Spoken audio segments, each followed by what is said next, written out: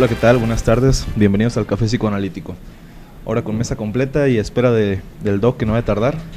Me da mucho gusto regresar, ya que la semana pasada falté, pero pues déjenme presentar a mis compañeros.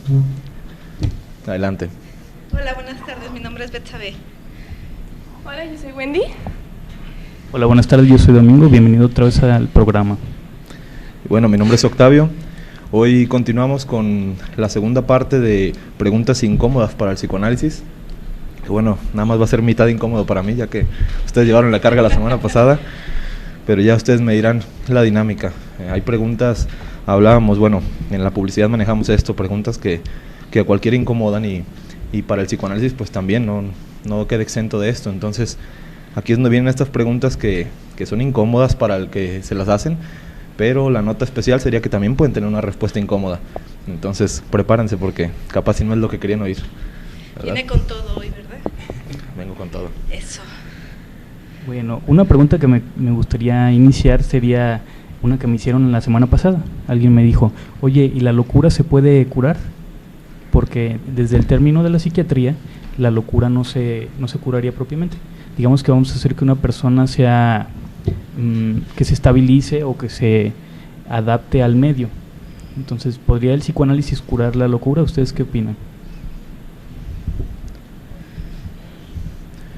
Bueno, hasta una manera, nosotros acá conocemos la locura como psicosis, sería dejar eso claro. Algunos la conocen como esquizofrenia. Alguna vez escuché esto de que la esquizofrenia era como un tipo de cáncer para el cerebro, y uno de esos cánceres que ya no tienen vuelta atrás, entonces que era como un parteaguas, ¿no? Antes de la locura y después de la locura, pero sin embargo no podía regresar a tu estado anterior. No hablábamos de una cura para una locura. Sin embargo, lo que yo opino también desde aquella vez que lo escuché es que puedes hacer a la persona funcional. Más sin embargo, a lo mejor de una manera un tanto filosófico, lo que nosotros consideramos como normal o lo que consideramos como una persona neurótica, que también es la normalidad de una neurosis, sin llegar a un extremo, pues ya no va a haber vuelta atrás, ¿no? Mencionamos que la estructura siempre está bien definida y que de ahí no puedes estar como cambiando. Sin embargo, puedes tener tus brotes de otras como estructuras, pero cuando te cambias a la psicosis, como que ya no habría vuelta atrás. Para mí ese sería. Sin embargo, puedes hacerlo funcional a la persona. ¿Funcional para qué? A lo mejor para que desempeñe un trabajo, o a lo mejor para que pueda convivir con otras personas, y hablamos de un principio social como algo contractual, el bien común y demás, ¿no? Para mí esa sería la opinión.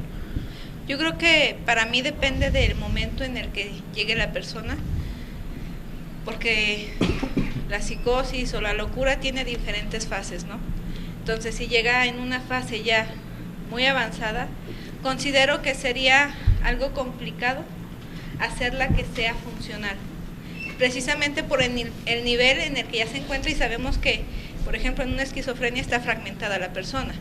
Entonces, si ya tiene muchísimo tiempo, digamos años, y fue avanzando, y entonces, por ejemplo, si la familia, en lugar de apoyarla o de buscar soluciones, la aisló, creo que ahí sí sería algo complicado.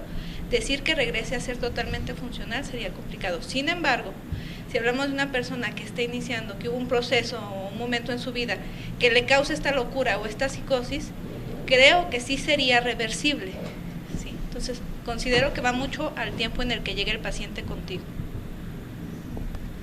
Creo que eso es cierto, porque dependería de la gravedad dependería de la gravedad de las personas, en cómo llegan.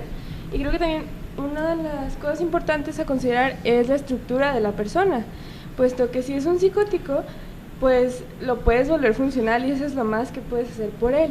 Pero si es un neurótico y se psicotiza, pues es volverlo a que sea neurótico solamente. Y que todos estos brotes psicóticos desaparezcan, sobre todo esta queja de la persona. Creo que esa sería la forma en la que el psicoanálisis podría acercarse a curar la locura. Yo creo que también le podríamos dar algo así como una prótesis psíquica. ¿Y qué sería esto? Lo que mencionaba Lacan como el santón. Digamos que va a ser algo que sostiene a la persona para que no tenga tantos brotes psicóticos. También podríamos utilizarlo en una persona border, que sabemos que está como entre el límite entre psicótico y neurótico. Entonces vamos a tratar de llevarlo más al lado de la neurosis que de la psicosis. Entonces, tal cual no se podría curar, pero sí podemos como sostenerlo, ¿no? Para que no caiga tantas veces. Me vienen dos ideas a manera de nota. Recuerdo que el caso que aquí tratamos en el café, para la audiencia que nos sigue desde hace bastante tiempo, a lo mejor se acuerdan de la niña que nació con esquizofrenia, ¿verdad? Sí. Y hablamos, bueno, ahorita conforme a lo que decía Betty, siguiendo esa lógica, del punto en el que la familia o el ambiente en el que esté lo facilite o lo apoye, ¿no? Recordamos que en aquel caso no era propiamente que hubiera nacido con esquizofrenia o con psicosis, sino que ya venía como predispuesta y en base a tendencias familiares y demás. Sin embargo, ¿qué hacía la familia? Apoyaba su esquizofrenia, ¿no? Haciendo que su realidad se particionara, que tuviera dos casas, que la misma decoración de la casa también fuera un tanto psicótica, las mismas personas con las que interactuaba tuvieran como estos cambios muy repentinos, un tanto hasta bipolares, y pues ahí era como un ambiente facilitador. Yo tomaría este ejemplo para decir, bueno, exactamente, depende del grado, ¿no? Vamos a hacerlo funcional en la medida de lo posible. Entonces, a lo mejor el psicótico que ya está envuelto completamente en esta locura, mencionándolo así mundanamente, vamos a tratar de que tenga los comportamientos más funcionales. No le vamos a poder a lo mejor decir, ten un trabajo, ¿no? O no sé, está haciendo algunas labores que nos puedan ayudar. Sin embargo, a lo mejor vamos a hacer que no esté destruyendo cosas o que no esté, no sé, rayando paredes o cosas que puede tener ese comportamiento, ¿no? Sería hacerlo funcional en la manera de lo posible. Y otra cosa, no sé si ustedes me pueden ayudar, venía una investigación un tanto más pues médica o neuronal o no sé en dónde catalogarla, pero venía como una edad promedio para la psicosis. Y decía de los 25 años, como que, bueno, la esquizofrenia, ahí la mencionaban así, que los 25 años era como la etapa donde podía uno caer en la esquizofrenia, que si ya pasaba los 25 años como que ya lo había librado. Sin embargo, si llegaba a los 35 años la esquizofrenia, aún era más grave, y que supuestamente estos eran como los dos parámetros más graves para la recaída. Aquí rompemos con ese parámetro con la niña esta que tomamos en el caso, pero sin embargo hay otros, ahí donde ellos mencionaban a manera de estadística, que a los 25 años era donde se detonaba más la esquizofrenia, y a los 35 tenía como una venganza, ¿no? De no te pegó a los 25, pero a lo mejor ahora sí a los 35. Yo creo que no tiene tanto que ver eso, porque visto desde el ángulo neuronal o desde este enfoque, sabemos que ahí son situaciones que se relacionan con las conexiones, de las mismas neuronas, ¿no? Y la esquizofrenia en este aspecto está relacionada con una deficiencia de la vitamina B1. Uh-huh. Entonces, un niño, hay muchos casos, no es uno solo, muchísimos niños llegan a ser esquizofrénicos. Vitaminas. Visto desde lo neuronal, no desde lo médico, no desde lo psicoanalítico. Hay miles de casos de niños, hay jóvenes, hay adultos, o sea, creo que como determinarlo así, este es el parteaguas, no. Sin embargo, si presentas estas deficiencias y el ambiente se presta como un ambiente demasiado estresor, situaciones conflictivas todo el tiempo, muy probablemente tengas más pautas o más herramientas, digámoslo de esta manera, para padecer esquizofrenia. Uh-huh. No sé si con eso quede contestada la pregunta o añadimos algo más. Pues, yo creo que me gustaría pasar a otra pregunta. Bueno, antes... otra pregunta muy incómoda sería tal vez, ¿por qué dura tanto un tratamiento psicoanalítico? ¿Ustedes qué opinan? Bueno, antes de entrar a los comentarios, también invitar a la gente a que nos esté dejando sus comentarios. Ahorita les damos lectura, sus saludos y demás, e incluso preguntas también incómodas. Acuérdense que la respuesta también puede ser incómoda. Bueno, también la invitación para que sigan a la página de Facebook de Café Psicoanalítico Radio, donde también pueden estar encontrando otros programas pasados y bueno, las publicaciones publicitarias que hacemos. Entonces, ¿cuál era la pregunta? Bueno, frecuentemente preguntan, ¿por qué voy a ir con un psicoanalista si a lo mejor voy a otro lado y tardo menos tiempo? ¿Cuál es la justificación que ustedes darían de por qué dura más un tratamiento psicoanalítico? Pues porque el psicoanálisis no se va a poner a darte una pastillita milagrosa que en este momento te resuelva el problema, sino que va a ir al fondo, va a profundizar para ir viendo precisamente dónde se genera. O sea, no es como que voy al doctor y me dan medicina, sino que hay que ver desde dónde viene, ¿no? Hay una raíz.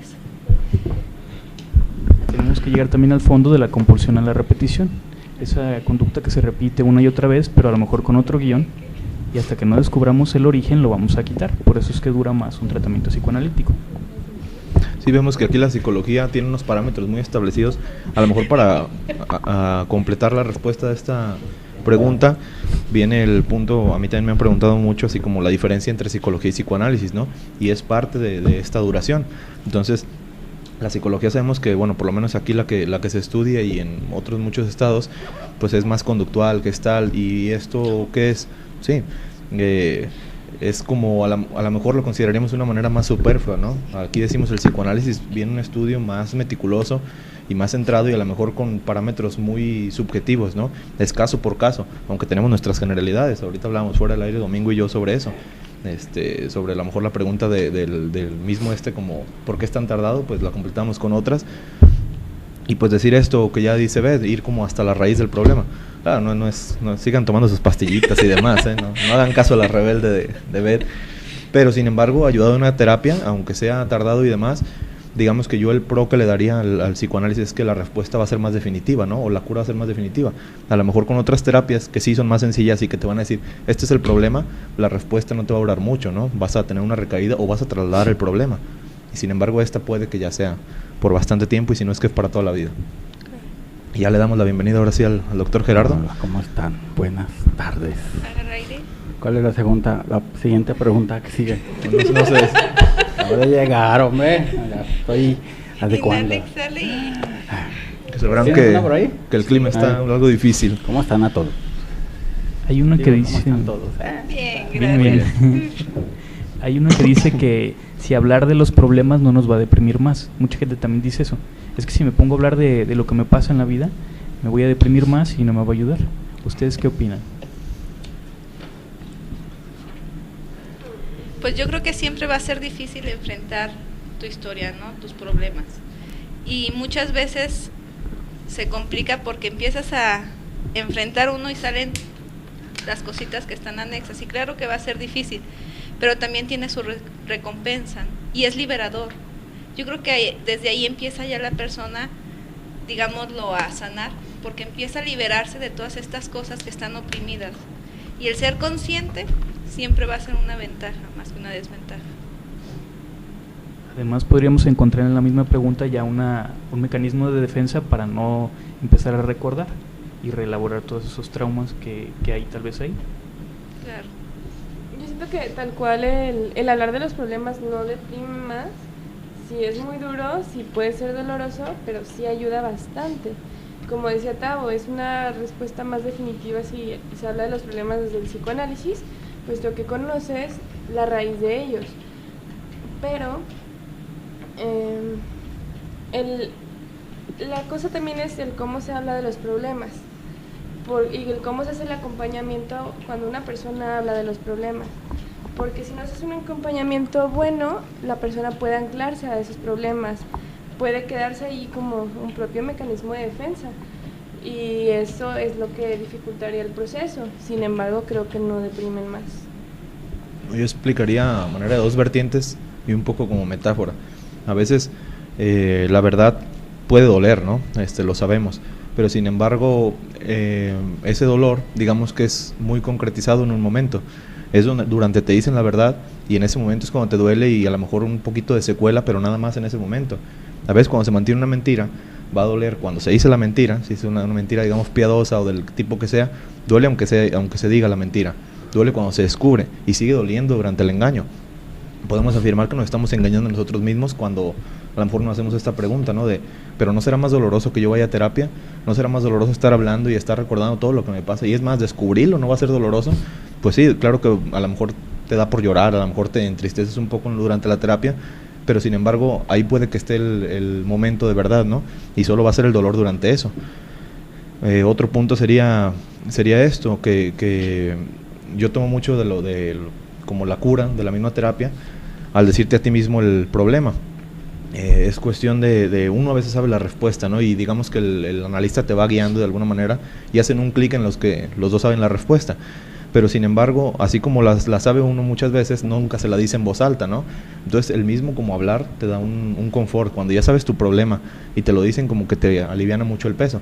Ahora el decirlo a ti mismo en voz alta, esto es lo que tengo, al estarlo explicando, tú te haces consciente y digamos que ahí es parte de la cura muy importante.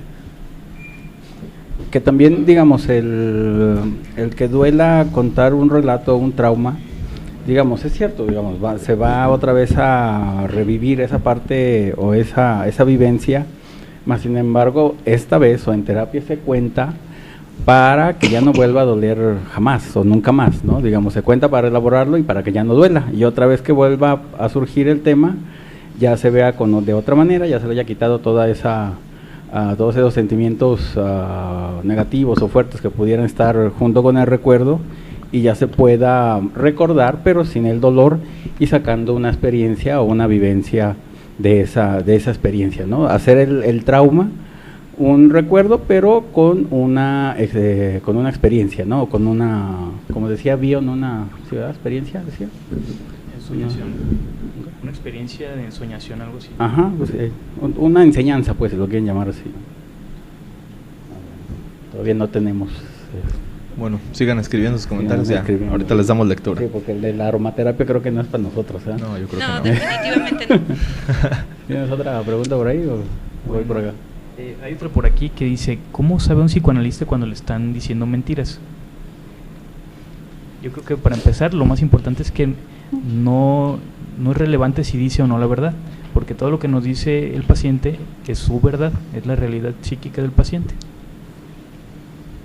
Y además detrás de la mentira siempre hay algo de verdad, ¿no? Que entre en lo que tú dices. O sea, bien podrá él pensar que engaña, pero está diciendo en su discurso, ya te está mandando un mensaje.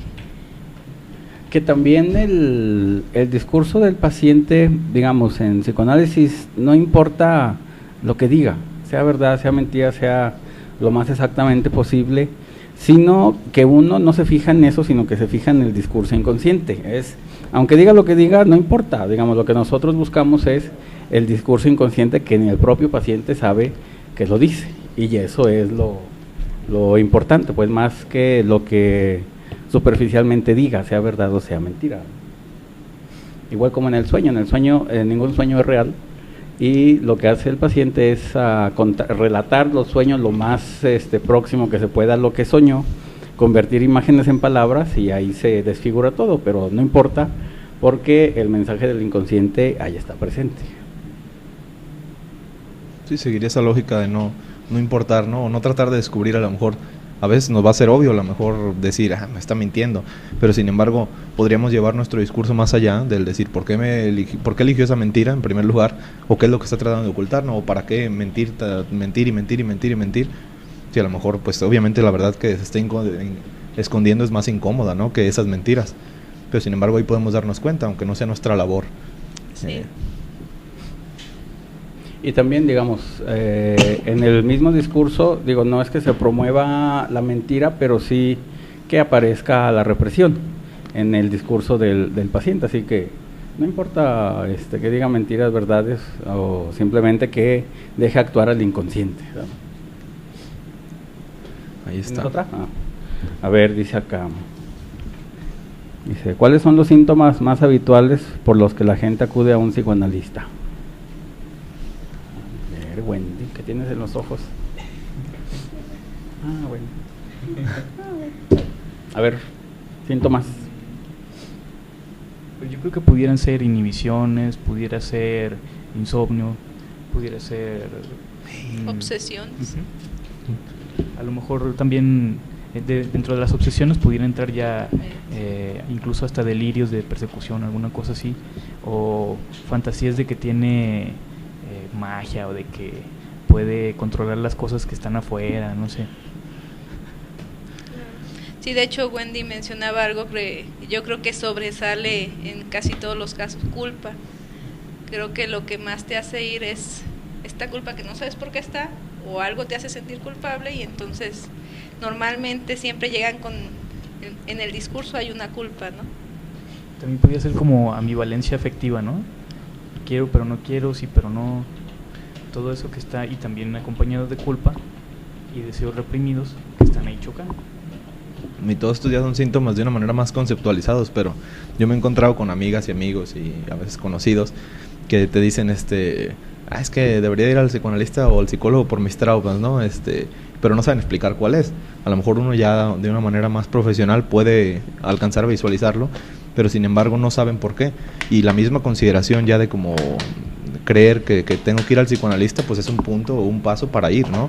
El decir, pues como que yo debería ir a terapia, es que no sé cómo explicar mi problema, es como el discurso que yo me he encontrado más común, no sé cómo explicar, pero no me siento bien, ¿no? Y es a fin de cuentas lo que se ofrece en una terapia, el sentirte bien, esa tranquilidad o esa, no sé, más una cercanía de la felicidad, qué sé yo, ¿no? Si lo queremos ver así, pero el chiste es ese, que hay que sentirse bien y entonces, aunque no sepan explicar su problema, ya que lo consideren, ya es un punto para ir a terapia. Claro. No recuerdo si ya vimos esta pregunta, pero queda como muy enlazada con esto que acabas de decir. Luego dicen, ¿con quién debo de ir? ¿Con el psicoanalista o con el psicólogo? Psicoanalista. Sí, y te dicen, o sea, te preguntan, ¿cuál es la diferencia entre ir con el psicoanalista y el psicólogo? Sí. Y es una pregunta así como que... Ok, podría ser. Podría ser el precio. Para que escuchen, ¿eh? No les mentimos aquí, aunque les duela por un momento. Bueno, yo creo que las técnicas son diferentes, además tienen objetivos diferentes. El psicólogo también pudiera buscar tratar de quitar las conductas que lo están afectando al paciente sin llegar incluso al fondo de por qué surgen. Algo así como si le doy una pastilla, le quito el síntoma y no sé qué tiene. Ya Wendy se está enojando. ¿Con ¿No? quién tienes convenio? ¿Te das regalías? No, pero me da mucha risa porque está hablando el que quería ser psiquiatra. No. No estoy... Vamos a una pausa musical. No, continuamos. No, bueno, pero sí sería diferente. En cambio, el psicoanalista no va a estar buscando objetivos, no tiene algo que él quiere para el paciente, tiene que dejar qué es lo que quiere el paciente de mí. Espera siempre un deseo, una demanda. Pues sí, a fin de cuentas ya considerar la terapia, de ahí veremos, a lo mejor un buen profesional viendo tu problema va a ser si te reubica hacia alguna otra que considere que sea más propia para ti, ¿no? Ya sea la psicología o a lo mejor el psicoanálisis. También dentro del psicoanálisis hay cada quien que tiene un método en específico para trabajar. Sabemos que hay muchas escuelas, claro. Y dentro de esto, no sé, a mí, a lo mejor acá en la asociación, dentro de los que se dedican más a la medicina, como Domingo, ¿no? Que es con estos cursos y demás, por cierto, que acaban de iniciar. Felicidades por eso. Está el apegado con el psicoanálisis, con la medicina, otros que se dedican más a la niñez, a la adolescencia, no sé, a la criminalidad y demás. Entonces, dentro del mismo psicoanálisis van a ver hacia dónde te van a ubicar, ¿no? Entonces, el punto es que vayas a terapia y de ahí espero te encuentres con un buen profesional y dentro de eso ya veamos si te quedas con él o te manda con alguien más. Claro. También creo que está esta parte de que un psicoanalista te hace trabajar tu relación contigo mismo y con todo tu pasado. O sea, es como resignificarlo, es entenderlo, es volverlo consciente. Y un psicólogo, sin importar su rama, trata de arreglar y de tratar cómo te llevas tú con el exterior, cómo te llevas tú con el ambiente. Como decías, un conductista tal vez tratará solamente de quitar esa conducta en específico, sin tratarla de raíz completamente. Es como también los humanistas tratan como de volver a resignificarlo de una manera un poco más, con un poco más de sentido, pero es otra vez el trato con el otro, no es tanto el trato contigo mismo ni cómo te llevas tú con todos tus pensamientos y con todo lo que sucede en tu cabeza. Ok, bueno, continuando con las preguntas, dice aquí, ¿por qué para el psicoanálisis todos somos neuróticos? A ver, bueno, menos los psicóticos y los perversos, ¿verdad? Claro está. Todos. Sí, no se salvan ellos. Pero ¿por qué, digamos, lo normal se puede considerar neurótico, pues? ¿Quién quiere contestar? Bueno, porque para empezar, Freud dice que la normalidad no sería tan normal. Y además, ¿quién es normal? Entonces, la única forma de determinar que algo fuera normal sería como que la mayoría, digamos, la mayoría son así. Y sería la mayoría es que son neuróticos. ¿Por qué? Porque van a estar en busca de un amor y porque hubo una frustración y porque estuvo el complejo de Edipo y todas esas etapas que hicieron esa estructura y que diríamos que sería la más correcta o la más sana. Sí, por lo regular digamos, la normalidad como tal no existe. Existe personas sin síntomas, ¿no? Que sería, digamos, o funcionales, que lo más normal que se puede llegar a hacer es hacer neurótico y funcional como tal y tener problemas como persona común, ¿no? porque digamos los problemas siempre van a estar ahí presentes. El detalle es cómo se resuelven o cómo se enfrentan lo que es la estructura, y la más normal, lo que llega a la normalidad se puede considerar que es la neurosis, pues, ¿no? Siempre y cuando no haya síntomas, ¿no?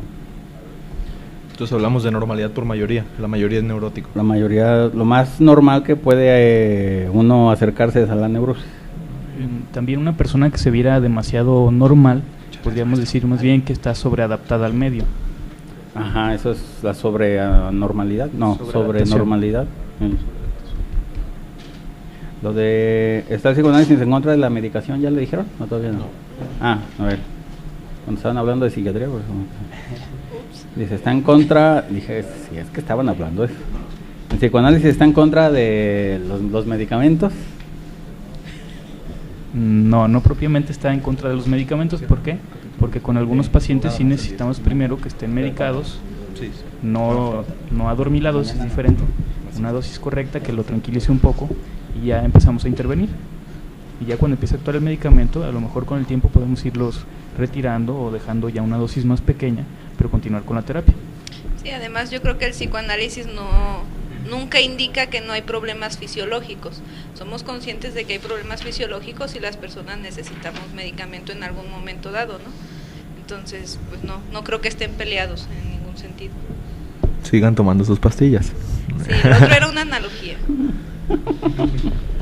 Bueno, digamos, el usar medicamentos, que digamos actualmente el medicamento psiquiátrico dura como 2 o 3 semanas en hacer efecto, a veces hasta 2 meses. Pero bueno, pues así como que ahí está medio extraño eso, pues está medio difícil de comprender. Pero a lo que se opone el psicoanálisis es de que se dé medicamento y se quiten los síntomas y ya el paciente crea que ya se alivió porque ya no tiene síntomas. Entonces, es cierto que el medicamento quita la angustia, quita la ansiedad, pero no va a resolver los conflictos o los problemas inconscientes que tenga el paciente, y esos ahí van a estar, digamos, como dormidos. Se acaba el medicamento o aparece otro evento que va a activar ese conflicto y otra vez va a volver a tener síntomas. Entonces, cuando mucho, digamos, o en problemas graves, o en patologías graves, o psicosis o algo así, sí se recomienda el medicamento para que el paciente esté con menos angustia y pueda ir a terapia, o que se den las dos cosas, tanto medicamento como psicoterapia, para que el paciente pueda salir y aliviarse bien. Yo he escuchado a algunos psiquiatras que incluso les dicen eso, estaría bien que acompañes esto con una terapia, ¿no? Y incluso les hacen esa observación de que conforme vaya avanzando la terapia, se va a ir modificando el medicamento, en este caso las cantidades, e incluso puede llegar a dejarlo por completo, ¿no? Depende del problema, obviamente. Dice, ¿se utiliza la hipnosis en el psicoanálisis? Una pregunta todavía muy típica, que si cuando llegan los pacientes, si me va a hipnotizar, no la voy a hipnotizar.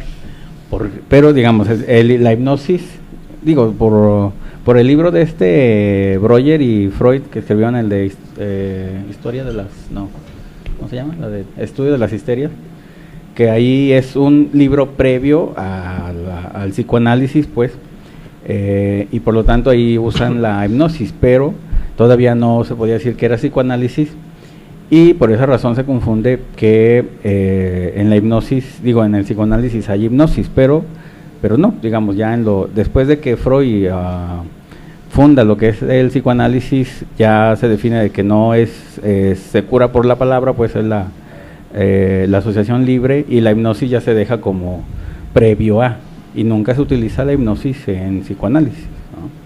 Uno de los errores a lo mejor de los mismos retractores, ¿no? Que nada más estudian a Freud, entonces aquí consideran que la hipnosis pues es parte del psicoanálisis. Y nada más estudian ese libro. El libro y nada más estudian a Freud. Sí. Empiezan con las primeras obras, ¿no? Y como es la primera, pues... Ya vi de qué se trata, ya sé dónde atacar. Entonces ya puedo dejar mi reloj de cadena en casa. Ya lo voy. Menos mal. Bueno, pues no sirve el chat, algo pasa ahí. No hay preguntas incómodas de acá. Aquí tenemos bastantes ya. Dice, ¿el psicoanálisis es una ciencia? A ver. Pero habíamos respondido esa, ¿no? Ah, ya. A ver si recapacitaron. No, es que... dijeron que no. ¿Por qué no? ¿Tú dijiste que no? Dijimos que la otra vez lo dijimos, ¿no? ¿Qué dijiste, Bet? Ay, todo yo ya Oh, no, pero para saber la respuesta de cada uno. ¿Qué dijimos? ¿Te acuerdas? Que sí era una ciencia, pero tal vez no una ciencia positiva. Exacto. Sí, muy bien. Ya para qué añado algo. No, es que es una ciencia compleja, tanto es positiva como humanista, las dos, ¿no? ¿Humanista? Natural más bien. Natural Es y... natural, por eso era el conflicto. Exactamente. Y es que las actuales ciencias ya no las consideran las naturales, sino solo las positivas. Entonces el psicoanálisis queda como entre esto. Y bueno, también hablamos hace un poco sobre eso de que a veces hay como unas reglas básicas para que sea considerada ciencia, ¿no? Que la estadística, que la comprobación, el método y demás. Acá los tenemos también, hay un método, hay una estadística y bueno, depende de la escuela y demás. Y sin embargo a veces la ciencia se apunta más hacia la generalidad, ¿no? Digamos, en este caso la medicina, que es considerada ciencia como tal, hay una generalidad. Tú vas a poner tal solución para tal problema, es independiente de quién sea, ¿no? Y en este caso nosotros vamos más hacia la subjetividad, la individualidad, y aunque tenemos nuestros parámetros generales, como ya los habíamos dicho, pues tenemos que ver caso por caso, ¿no? Y esto a mí me parece correcto, cada persona va a ser diferente, aunque pareciera muy similar a otra. Pero sí es ciencia. ¿Verdad que sí? Ella. Por eso se estudia en la universidad. Dice otra pregunta, ¿tiene el psicoanálisis en cuenta la genética? Bueno, para empezar yo diría que cuando Freud comienza a hablar de la genética, es una genética diferente a la de ahora. Era más bien como genésico, el origen de... La genética de ahorita sí se puede aplicar, por ejemplo, Luis Quiosa la usa, y sí dice que los trastornos ya están incluso en los genes, la ambivalencia afectiva y todo eso. Pero más bien, cuando nos referimos a genético, sería como el origen de, no tanto como al genoma, a los cromosomas y todo eso. Entonces fue una más bien diferencia ahí terminológica. Sí, aunque de todas maneras sí pudiera influir. Que digamos, lo genético más bien es a nivel más de lo médico, pues, no tanto de lo psicoanalítico. Puede tener en psiquiatría, digamos, le toman en cuenta a nivel de en dónde está el gen de la psicosis o la esquizofrenia, algo así, por ahí se van, pues, pero no dicen cómo se resuelve, no, pues ahí está, pero no sabemos qué hacer con él. Pues le damos medicina. No, es medio de, ahí, bueno, ahí están en el rollo del asunto. Todavía no sabemos qué sigue. De eso habla también el llamado libro negro del psicoanálisis, o algo así, era una crítica pero más hacia la psiquiatría. Creo que usted también lo consiguió, Doc. De la psicopatología. Sí, es que hay uno del psicoanálisis, pero no, este es el libro negro de la psicopatología, y viene esto, una crítica acerca de la psiquiatría en el que hacen la referencia hasta como si fuera un zoológico humano, que también hay otros libros que precisamente ahí se llama el subhumano, y habla de esto de que ya te van encasillando, ¿no? Incluso abre su contraportada y el prólogo de esta manera, que dice, si usted no tiene un trastorno o alguna afección que esté en el DSM-4, no se preocupe, seguramente en el DSM-5 ya le vamos a decir que está por salir. Entonces ahí es lo que se refiere como si un zoológico, ¿por qué? Porque es como cada jaula es un problema y cada jaula tiene un número y ese número te va a dar una medicina. Entonces no nos importa cómo se haya dado, no nos importa si lo vamos a curar, pero lo vamos a contener de alguna manera, ¿no? Entonces ahí está la medicina, y por eso a lo mejor aquí pues el gen, bueno, ya identificamos el gen, ya sabemos dónde atacar, pero sin embargo, ¿hay cura? Pues no, pero te vamos a tener controlado. A lo mejor de pronto esa pregunta podría relacionarse con si en una familia la mamá es esquizofrénica y el hijo es esquizofrénico, o la hija es esquizofrénica, a lo mejor podría tener como por ahí otro tipo de interpretación, ¿no? Aunque sería más fácil echarle la culpa a un gen a que le echemos la culpa al ambiente familiar. Exactamente. Si la mamá es la que lo lleva y le dices que ella es la presicótica o algo así, pues va a decir, no, ¿sabes qué? Ya no vamos a venir con usted. Exacto. Totalmente cierto. A ver, otra pregunta. Bueno, ahorita se fue el chat, decía Miguel, nos mandaba felicitar, y Sandra que si evoluciona el psicoanálisis, o si hay varios psicoanálisis. Pues hablaríamos más de escuelas, ¿no? Y ha habido una evolución, pues por supuesto, dentro de cada escuela y dentro de la aportación que puede ser de una escuela a otra, ¿no? No vamos a quedar independientes y no va a ser una pelea de decir, tú eres a lo mejor ferenciano y yo soy lacaniano, y no sé, como que va a ser así algo que no nos vamos a hablar, ¿no? Por eso, no, obviamente tienen aportes y los que estudian a Freud estudian a Lacan, y los que estudian a Lacan estudian a Ferenczi, y los que de Ferenczi a Klein y así, al menos lo conocen, ¿no? De una manera, aunque aquí dice Domingo que los lacanianos son los más que orgullosos. No, es que los lacanianos casi siempre nada más estudian a Lacan y ya. No, sí. Pues si no fueran lacanianos. Bueno, entonces los buenos psicoanalistas estudian a todos. Dice, el psicoanálisis evoluciona bueno, las teorías pues del psicoanálisis evolucionan, van apareciendo nuevas teorías que se complementan con las que ya están y de esa manera evoluciona, digamos, son como capas, pues, digamos, se va añadiendo más teoría a lo que ya se conoce, pero no es que una sustituya a la otra, sino que la enriquece, digamos, no va a haber, aunque ya estamos, puede ser que vino Lacan, Klein, o Ferenczi, pero Freud se sigue estudiando siempre Freud porque es la base y nadie ha superado la teoría de Freud, la ha enriquecido.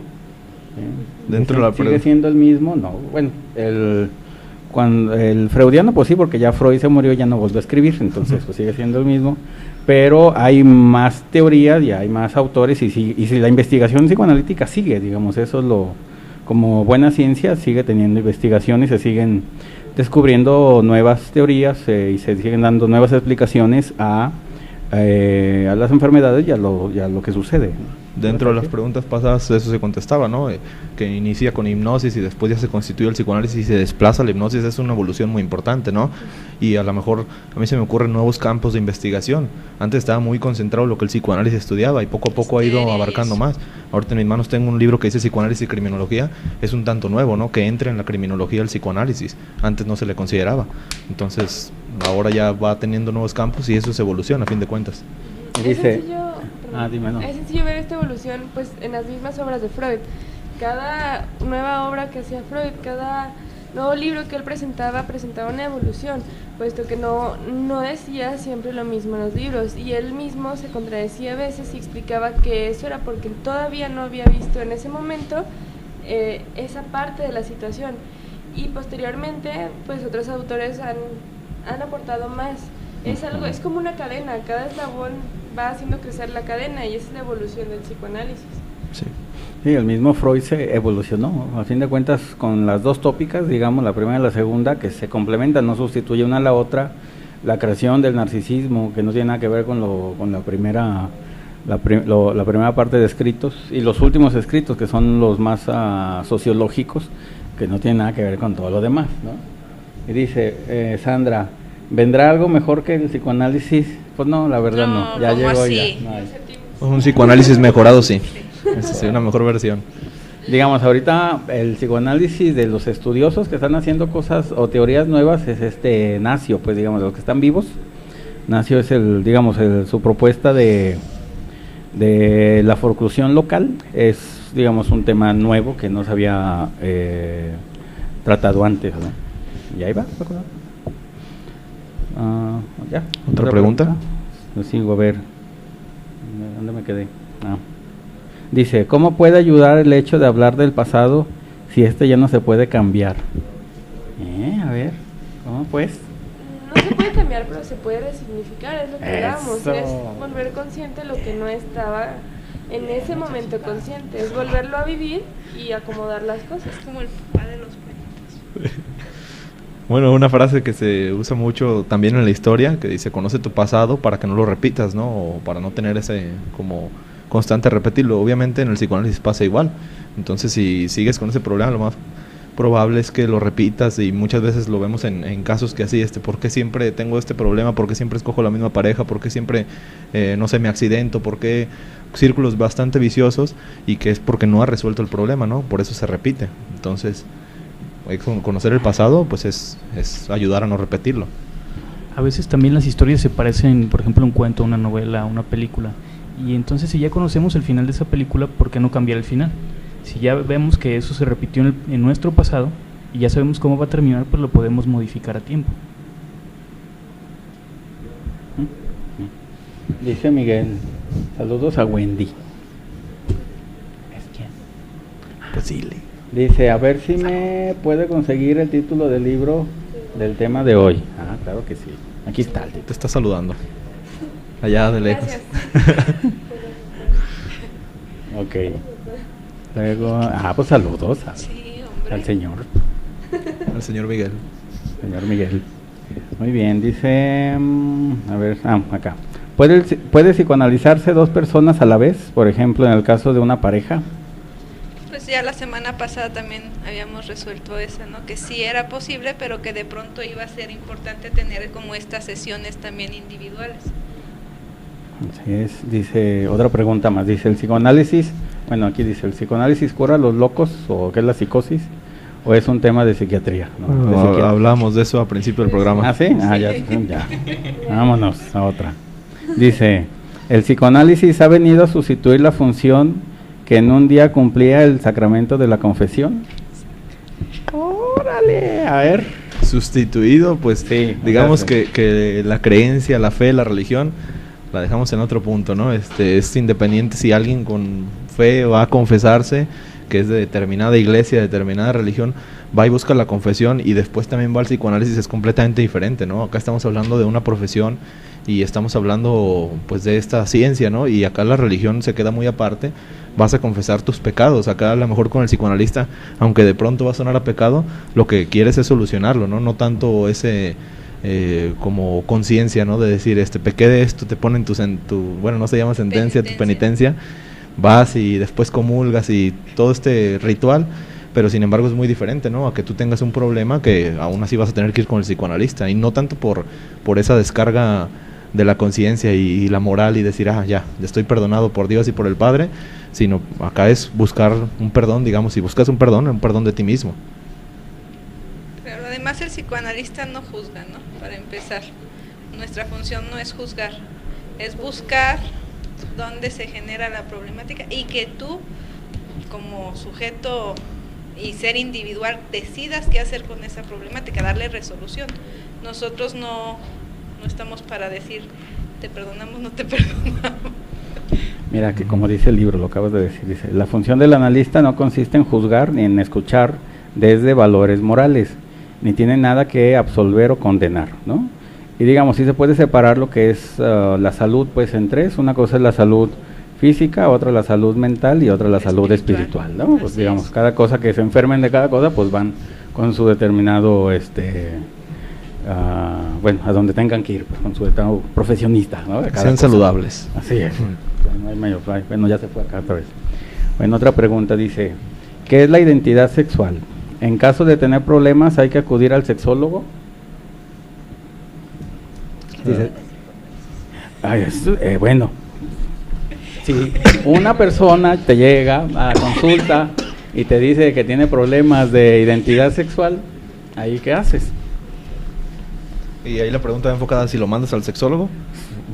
En caso de tener problemas, sí, que si lo mandas al sexólogo, pues esa es la idea. Yo creo que tú te quedarías con una parte donde puedes ayudar al problema, pero digamos, si es fisiológico, ¿tú qué vas a hacer ahí, no? A lo mejor un tanto de psicosomática. No, identidad sexual. Pero identidad. Entonces, ¿por qué mandarlo al sexólogo? Es que sí. Que tenga problemas con definirse. Su sexualidad. Que ocupamos más la pregunta más concreta. Se puede tratar desde el psicoanálisis y por supuesto dependería de la decisión del paciente. Si con la solución o el acompañamiento que tú le estás dando para definir su identidad sexual no se siente cómodo, tal vez sería bueno enviarlo con un sexólogo, pero por supuesto que un psicoanalista puede ayudarlo en esa parte. Buscaríamos el por qué, ¿no? Si la incómodo, no sé, este conflicto, si es con él mismo o si es con los demás, que los demás le han dicho, oye, deberías ir o los papás lo mandaron, o no sé, los hermanos, o incluso la pareja, ¿no? Si el problema a lo mejor lo están induciendo de alguna manera a los demás, y esa incomodez es por parte de los demás, ahí no tenemos mucho que trabajar, pero si es por él mismo, y como decíamos, el primer paso ya es considerar la terapia e ir, ahí sí, podemos hacer algo. Sí. Ya mero, nos vamos, sí. Sí, bueno, digamos que saludos de Elvira. Pues saludos, un saludo. Digamos que la identidad sexual como tal, o la preferencia sexual, en psicoanálisis como tal no se considera patología, pues es simplemente una preferencia, y que la misma persona que se encuentre a gusto con esa preferencia, pues más que nada, más que culpabilizar o verlo como algo patológico. Como digamos, en un principio, al principio del siglo pasado, sí se veía la homosexualidad como una perversión, y en los libros de Freud viene, pues en los mismos libros de medicina de aquel entonces también viene. Ya posteriormente, después de la Segunda Guerra Mundial, se quitó la homosexualidad como patología y se pasó del lado de la identidad o de la preferencia, y solamente se ve que, digamos, en dado caso que llegue un paciente que tenga problemas con eso, que lo acepte, lo vaya aceptando, pues, ¿no? A ver el por qué, digamos, despejar las causas o los problemas inconscientes que pueda tener ahí, pero no se puede cambiar de sexo, que le gustan los hombres o las mujeres, digamos, cuando ya se define el Edipo, sea el común o el invertido, como lo llama Freud, ya así se establece para toda la vida y en todas las demás esferas no hay ningún problema, funciona totalmente bien la persona con uno y con otro, no pasa nada de ahí. No nos escandalizamos aquí de nada. ¿Mande? No, somos de mente abierta. Dice, a ver, ¿es necesario para analizarse emplear siempre la técnica del diván? No necesariamente, depende también mucho del paciente y también de cuándo vas a sugerirle al paciente que vaya o no al diván. Vas a tener que notar que el paciente ya está preparado y lo invitas, y si accede pues continúas, y si no pues sigues en el frente a frente. ¿Cuánto tiempo dura un psicoanálisis? Pues podríamos decir nada más un aproximado, ¿no? Porque Depende. también hablamos de la subjetividad. Cada uno lo va a llevar diferente, pero no le podemos decir al paciente en cuanto llega un periodo o un tiempo. Sería en lo que se resuelve y se va haciendo este análisis constante. Dice, otra pregunta eterna, digo, de las de siempre. ¿Se puede decir que un psicoanálisis se termina un día o siempre quedan cosas por analizar? Se puede decir que siempre quedan cosas por analizar, pero también ya va a ser parte del paciente. El paciente con el tiempo va a tener que analizarse solo. Puede ir buscando sus propios traumas o las propias cosas que le están causando conflicto y ya los va a ir resolviendo solo. Hablaríamos que el análisis no termina, la terapia sí, ¿no? El análisis continúa. Dice, ¿por qué ciertos analistas cortan las sesiones? Pues por... Tienen pendientes. ¿No? Porque ya tenían que que ir. tiene que irse. No, tiene que ver con que en ese momento el paciente ya dijo, ya habló su inconsciente y fue importante lo que, o sea, relevante en gran medida lo que dijo, y pues ahí se corta, pero tendrá también mucho que ver con el marco teórico que tenga el psicoanalista. La técnica que estoy utilizando, alguna Así vez es. mencionaban Lacan, ¿no? Que hacía eso, de repente llevaban 10 minutos de la terapia y pum, ya nos vemos la siguiente. ¿Pero por qué, no? ¿Por qué? Entonces ahí venía la reflexión del mismo paciente, ¿por qué se había terminado? ¿Cómo se está terminando digamos, este esa programa? técnica de la escansión solamente lo utilizan los lacanianos, de ahí en fuera nadie más lo utiliza. Bueno, terminamos el día de hoy, despídanse, chicos. Gracias por escucharnos y nos escuchamos el siguiente martes. Pasen un buen día. Gracias por acompañarnos, fue un gusto estar con ustedes. Hasta el siguiente martes. Pues gracias al público y a los compañeros. Muchas gracias. Un placer estar.